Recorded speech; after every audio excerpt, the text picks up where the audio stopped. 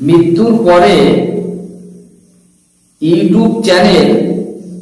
আমাদের জন্য সাদকায়ে জারিয়া হবে না গুনাহের পাহাড়? অর্থাৎ মানুষ যে ইউটিউব চ্যানেল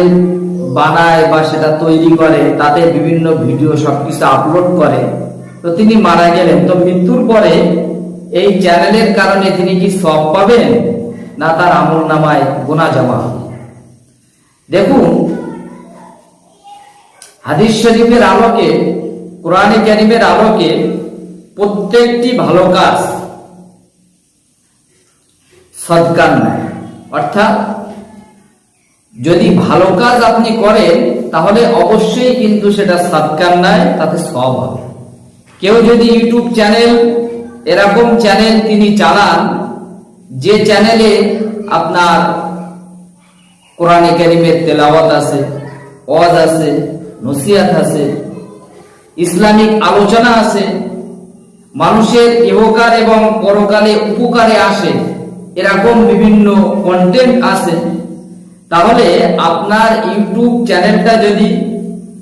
ইসলামিক বিভিন্ন বিষয় সেখানে থাকে বা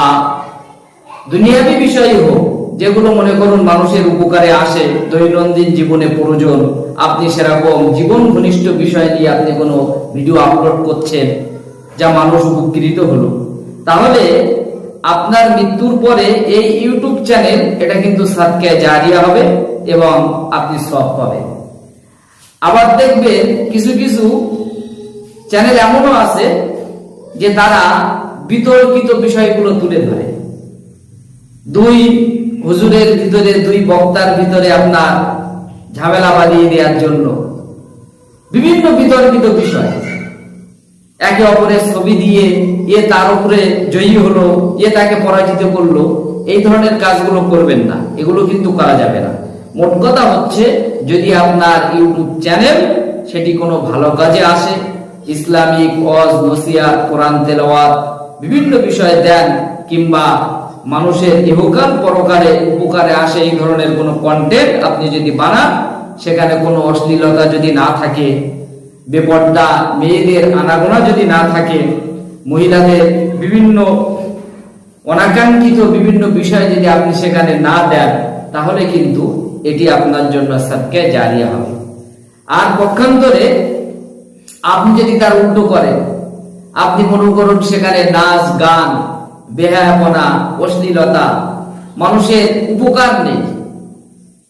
মানুষের কোনো কল্যাণ নেই, এরকম জিনিস আপনি ভিডিও আকারে বানাচ্ছেন, আপনার এই ভিডিও দেখে, এই চ্যানেল দেখে মানুষ গানের দিকে ধাবিত হচ্ছে, মানুষ অশ্লীলতার দিকে ধাবিত হচ্ছে, মানুষ পাপাচারের দিকে ধাবিত হচ্ছে, তাহলে আপনার মৃত্যুর পরে এই চ্যানেল কিন্তু আপনার আমলনামায় এই চ্যানেলের কারণে সওয়াব হবে না, বরং গুনাহ হবে।